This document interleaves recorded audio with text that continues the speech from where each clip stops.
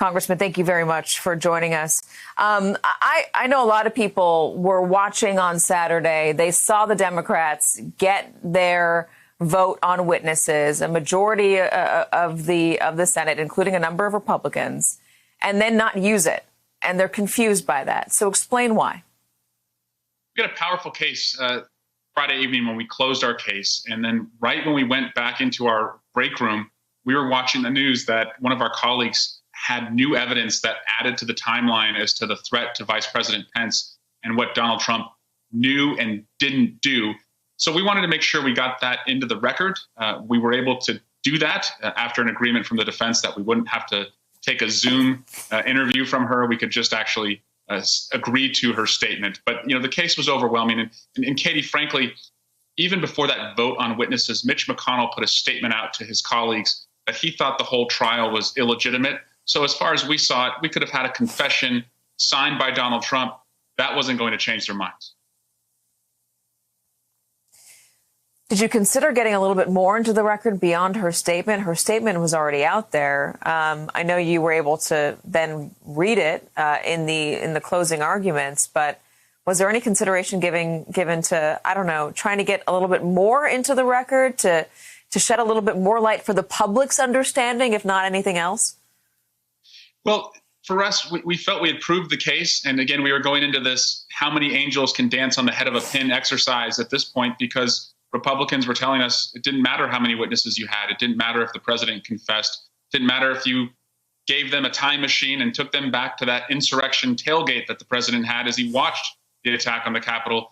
They were determined to acquit him. And so we thought we had shown the American people we'll be vindicated throughout history for what we have done. And I think this is, the end of the beginning for accountability for Donald Trump. And he's going to be spending the next few years living in courtrooms. Are you sure about that? Because looking back, Senator Burr was a surprise. His vote for conviction was a surprise. Cassidy was leaning, it seemed that way, and then we saw his notes, and it seemed like he was leaning towards acquittal. Cassidy was something still of a surprise to vote for conviction. Are you sure that more evidence would not have garnered you any more support from the Republican Party? We were also worried that drawing this out longer, we would lose Republican votes, that they would see this as just, taking up too much time or being redundant. So it was a balance, Katie. And again, I'll let history judge if we, had gotten it right or not.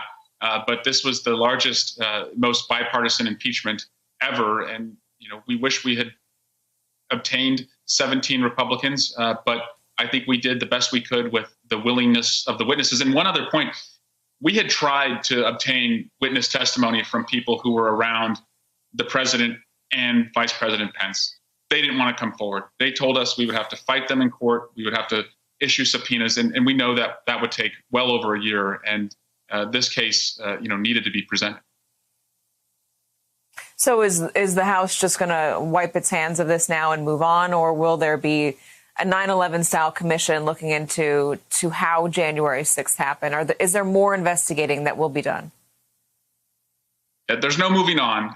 January 6th is a day, sadly, that we'll all remember. I do think that we have to take a approach that we took after September 11 and root out white nationalism, terrorism from our country. I do believe we need a September 11 style commission. Take it outside of Congress. I don't want this in Congress, frankly. I think it should be an independent commission appointed outside of Congress from scholars, experts, statespersons who can tell us, what happened and how we can defeat it. And then inside Congress, that's where we can pass Adam Schiff's Protect Our Democracy Act, which would really clean up a lot of the vulnerabilities that Donald Trump exposed. Speaking of investigating white supremacy and white nationalism, do you think that the intelligence community should make a shift towards focusing more on that after everything we've seen, rather than focusing on international terrorism? Is domestic terrorism something that really needs to be taken seriously, given what we saw on January 6th? They're going to have to do both, and they're going to need, I believe, at the Department of Justice, a white nationalism task force to make sure that they are understanding at the earliest of ages how people are being radicalized, if there are, in fact, training camps. And in our evidence, we found that the Oath Keepers, a group in particular, that they do have like training camps and an initiation process, very much like international terrorist groups do. So we're going to have to make sure we use all the tools and resources we have to find these groups, to defeat these groups, and then bring them, to justice in the courts. Hey, thanks for watching our YouTube channel. You should know that you can follow today's top stories and breaking news and catch up on your favorite MSNBC shows all in one place. Download the NBC News app today.